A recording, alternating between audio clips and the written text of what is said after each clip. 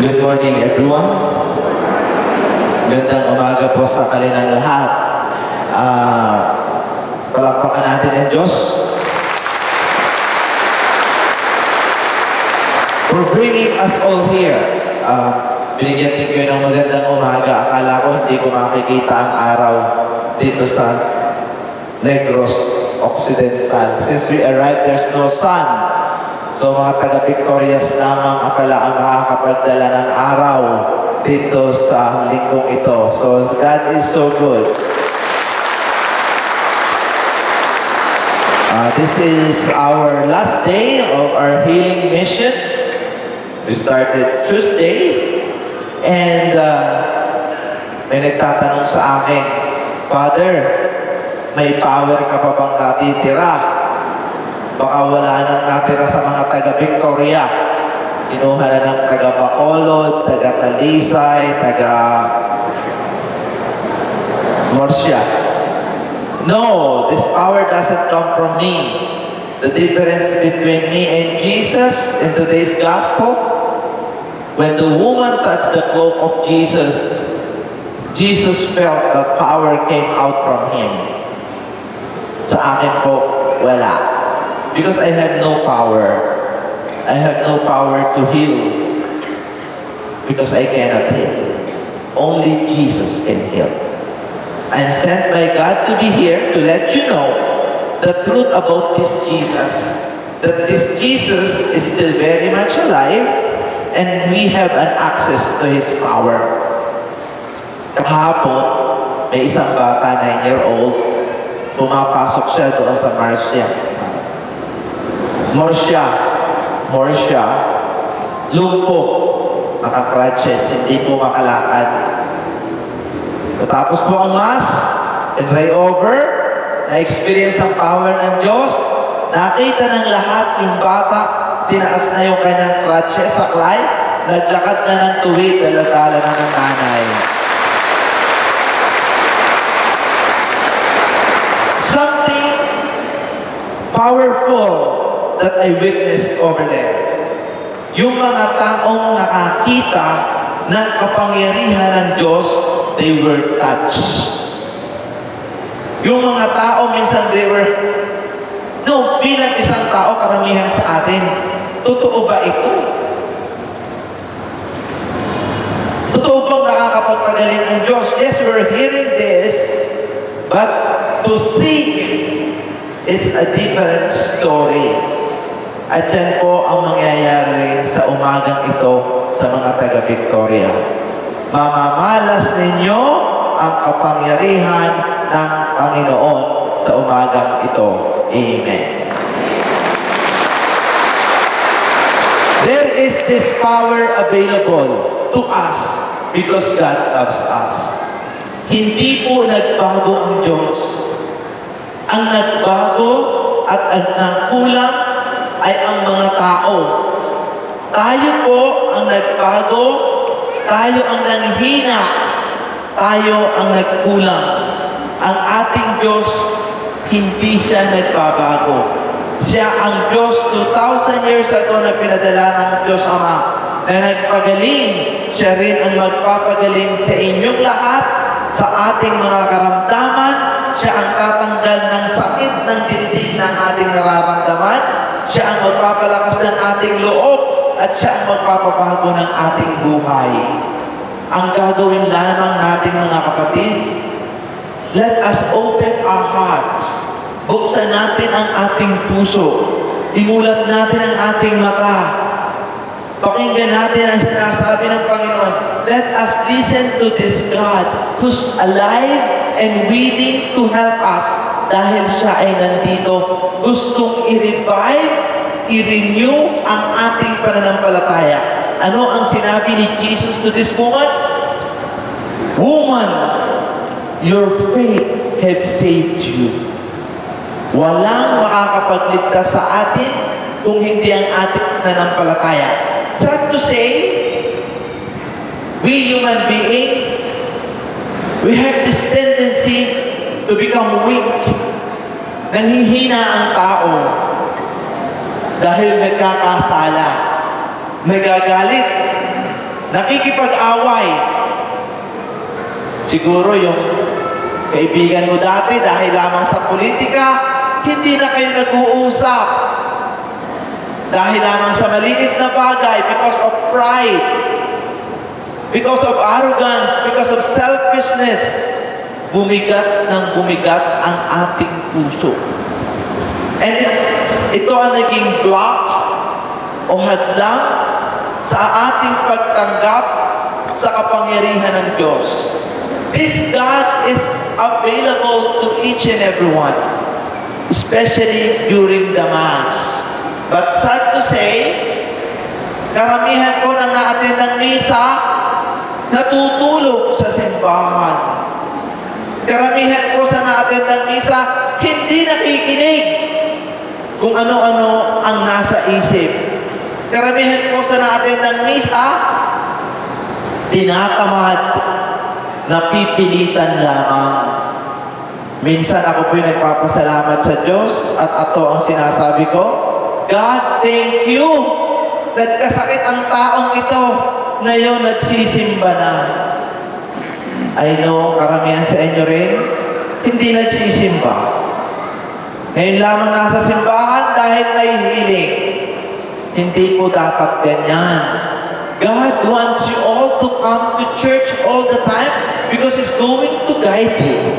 He's going to forgive you. He's going to enlighten you. Gusto ng Diyos maliwanagan ang ating isip. Because God knows. God knows marami kayong problema. God knows marami kayong takot sa dibdib. Akala nga ninyo, wala nang lunas ang inyong sakit. Mahirap na nga ang buhay, hindi ka makapagpa-doktor, magkakasakit ka pa. Minsan, pagpunta mo sa doktor, ang iyong naipon all your life, kulang pang ibayad. Ano na lang ang mangyayari sa inyo? We have no access to health, and that is so sad in our country. Hindi katulad sa ibang bansa, libre lahat. Dito sa Pilipinas, naibenta mo na ang baka, tricycle, baboy, kambing, lupa. Mauubusan ka pag ikay nagkasakit. This is the saddest reality. But thanks be to God, there is this alternative form of healing. As what Jesus said to this woman, your faith healed you. Pwede kang gumaling sa inyong karamdaman. 2 weeks ago, meron pong bata, dinala sa akin, puro sugat. Buong katawan. Papasok na, sugatan pa because of psoriasis. 9 years old. Lalaki. Ang sabi ng nanay, Father, napakamahal ko ng ointment na ipinapahid sa anak ko. Isang beses lang, hindi na namin kaya. Dinala ko na lang po ito dito. Umaasa na siya ay gagaling. Sabado po yun. Linggo, nagising yung bata, sumigaw. At ang sabi, Nanay, Nanay, magaling na lahat ang sugat ko.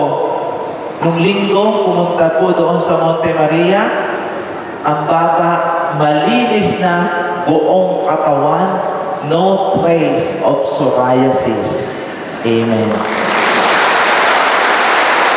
Noon namang January, this is very touching story. Kasi noong January, may dinala pong bata sa akin.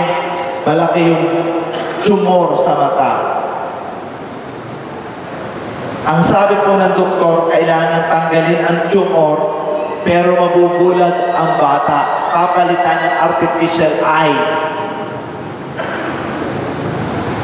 Sa pananampalataya ng magulang, dinala po sa Monte Maria, pinray over ko, the following week, yung mata naging normal, chinek ng doktor, no trace of cancer, hindi na inopera ang bata.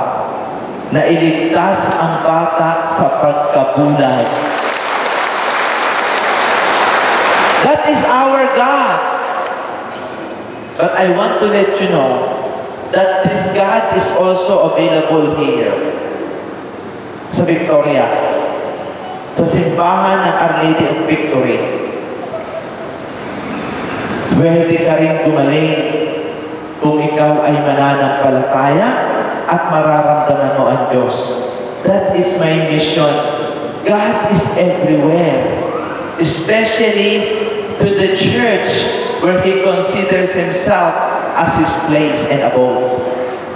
Karamihan po sa atin, hinahanap ang Diyos kung nasaan.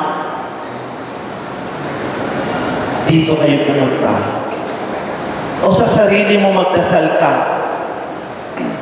Pumipit ka sandali at ramdamin mo na ang Diyos ay nasa iyo. And He will be there. Our God never changed. His power is available. We are the one who changed. That's why I keep reminding you. And this is my advocacy. Ito po ang aking sinasabi sa lahat.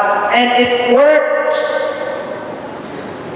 Ang kulang lamang po sa tao ay ang pagbubukas muli ng kanilang puso at isip at pagbibigay ng pagkakataon sa kanilang sarili na maramdaman ang Diyos. Ang tao po, lumayo na ng lumayo sa Diyos. Dahil sa paglayo niya sa Diyos, akala nga niya magiging masaya-saya. But it's wrong. The farther you are from God, the more misery you will experience. The farther you are from God, the more complicated your life will be. Because God is the God of order. Karamihan po yung mga taong malayo sa Panginoon, magulo ang buhay niyan. Magaling lamang po yung magdala. Akala mo, may sasakyan. Alam mo, nasa posisyon. Akala mo maganda ang buhay. No, but deep within, they are hurting. Deep within, they are wounded. Deep within, their life is chaotic and there is no peace. Why? Because God is the one that can only give peace, the peace that the world cannot give. Yan po ang ino-offer ng ating Panginoon. Ang mundong ito ay hindi na ibibigay.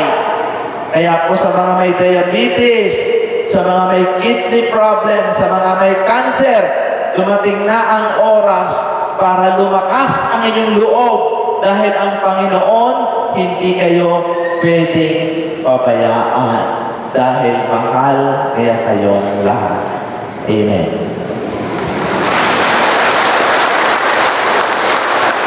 Huwag ninyo pong iisipin na kayo ay may sakit, pinabayaan kayo ng Diyos.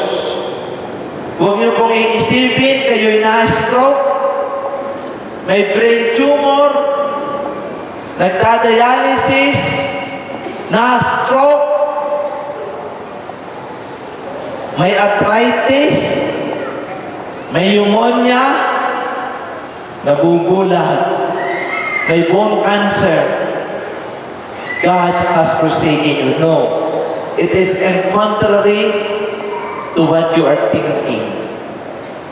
Now, God is closer to you more than ever. Mas malapit ang Panginoon sa inyo ngayon dahil binibigyan niyo siya ngayon ng oras. Kung noon, malakas kayo, wala kayong panahong magdasal, wala kayong panahong magsimba, ngayon mga kapatid, kayo'y may sakit, gagamitin niya ng Diyos upang kayo ay mapalapit sa Kanya at upang ang inyong pamilya ay mapalapit sa isa't isa. Minsan po ang tao nakakalimot. Kala nila pag sila ay malakas, bata, wala silang kamamatayan. They thought they will be forever young, forever strong, forever powerful, and forever beautiful. No. It is a big illusion to think that it is the way it is. The truth of the matter is, it is a biological dictum that we are going to regress. Tatanda, magkakasakit, manghihina, kukulubot ang mukha. Pero ang taong malapit sa Diyos, buo ang loob, malakas ang pananampalataya, nararamdaman ang pagmamahal ng Diyos, ang kapangyarihan niya ay laging nasa sa inyo, hindi niya po kayo mapabayaan, at kayo po ay makakatanggap ng kagalingan sa inyong mga karamdaman. Amen. That is our God. I was so young when I received this gift. I was 16 years old. Nag-umpisa po ito nung ako'y graduate ng high school. Ako po'y graduate ng high school, ako'y nagsimba. Sa akin pong pagsisimba, ako'y nagpasalamat sa Diyos. Sabi ko, God, thank you. Dahil ako'y nakagraduate ng high school. Napakalaking bagay sa akin na makagraduate ng high school at that young age. So I graduated from high school and nagsimba po ako. Paglabas ko ng simbahan, may nakita akong lumpo. Tupong lumpong ito, nakakaawa. So nilapitan ko. Sabi ko, ma'am, ano po nangyari sa inyo? Ang sabi niya, hindi na ako makalakad for 40 years. Ang sabi ko, gusto mo ipagdasal kita? Hindi ko po ito ginagawa dati. Dahil hindi naman ako paladasal. And I never prayed with people. Pinagdasal ko siya para po makonsole yung taong ito, hindi naman po para makalakad. Pagkatapos ko pong ipinag-pray, mga kapatid, ipinray ko ng Ama namin, Our Father, Hail Mary, and Glory be to the Father. Naglakad po yung lumpo.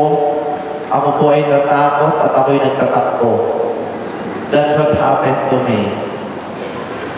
It took another 20 years bago ako nagkaroon ng lakas ng loob na ma-share itong gift na ito. Dahil sinabi ng aking spiritual director that this gift is not for me. Ang sabi ng spiritual director ko, ang regalong yan ay para sa tao. At tama po siya. Para sa inyo itong gift na ito. Kaya ako'y nandito dahil pag ako po'y may sakit and I pray over myself, hindi po ako nagaling. I never got healed when I pray over myself. But this gift is for you. Kaya kailangan magpasalamat kayo sa Diyos. Minsan, nagkukulang tayo sa pasasalamat. Mahilig lamang tayong humingi ng humingi sa Diyos. Mahilig tayong humiling. I want you to be very grateful today for giving us Jesus to be our Savior and our Healer. Punuin niyo ang inyong puso ng pasasalamat sa araw na ito. Dahil mga kapatid, ang ating Panginoon ay pagagalingin tayo lahat dahil mahal na mahal niya tayo. Amen. Kaya mga kapatid, huwag na po kayong lumuha. Huwag na po kayong manghina. Please do not be discouraged. Stop worrying. Stop crying. Dahil alam ng Diyos ang inyong problema. Alam ng Diyos hindi kayo makatulog. Alam ng Diyos masakit ang inyong tuhod. Alam ng Diyos masakit ang inyong likod. Alam ng Diyos mahal na mahal niyo ang inyong anak. Hindi niyo alam kung ano at paano niyo matutulungan ang inyong anak. Ibibigay natin lahat sa Panginoon sa umagang ito ang ating problema.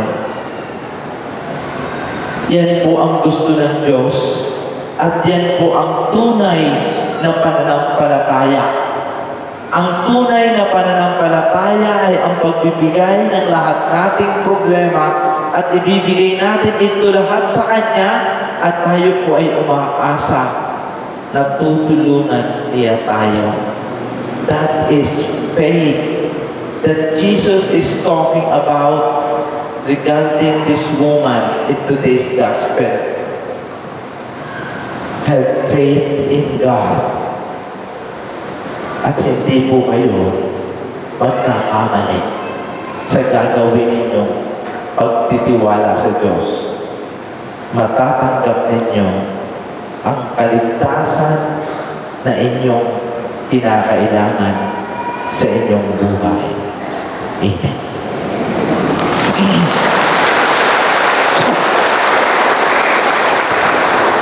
Please stand right now. We're going to ask God to help us in all our needs. Hingi po tayo ng Diyos sa Diyos ng panalangin. Let us pray to the Lord who desires not the destruction of sinners, but the repentance and restoration to life. May we acknowledge our dependence on Him and believe that we may be healed through faith and the grace of the Holy Spirit. With confidence, we pray. Heal us with your Spirit, Lord. Heal us with your Spirit, Lord. The Church, under Pope Benedict XVI, Close your eyes right now. I will do a general healing prayer. We're going to ask God to heal each and every one. Especially those who have kidney problems, may diabetes, mapagpalang Ama. Ipuin mo po ang mga may sakit dito. Yung mga na-stroke, may pneumonia, may diabetes, may migraine, may scoliosis, may cancer, suffering from health ailments, may sinusitis, may asthma, body pain, hypertension, rheumatism. Lord, right now, heal and touch them. Tanggalin mo po ang lahat ng masakit sa kanila. Yung mga may high blood, may lupus, hydrocephalus, na kailangan ng spiritual healing, may clot on arteries, may kidney problems, may cysts, may allergies, may UTI, may gout, may colon cancer. Lord, right now, touch them. Touch their eyes, yung mga may cervical cancer, may headache, may cataract, may vertigo. Lord, heal them right now. Yung mga may body pain, back pain, high cholesterol, may prostate cancer. Lord, heal them. May chest pain. Heal them one by one. Right now, pagalingin mo po sila. Isa-isa. Yung mga may Alzheimer's, may varicose vein, may glaucoma, may tinnitus, may gum disease, may myoma, may heart pain, blocked arteries in their hearts, yung marami pong galit sa dibdib, those who have so much unforgiveness, so much resentment.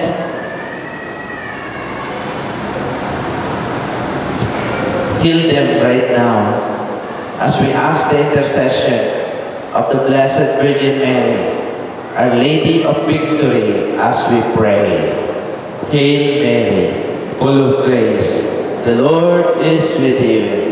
Blessed are you among women, and blessed is the fruit of your womb, Jesus. Holy Mary, Mother of God, pray for us sinners, now and at the hour of our death. Amen. Merciful God, we your people are gathered here this morning, believing that you will listen and answer to all our prayers and petitions. We are going to forgive all those who hurt us. We're going to experience healing, body, soul, and spirit. For we ask all this in the mighty name of Jesus the Lord. Amen.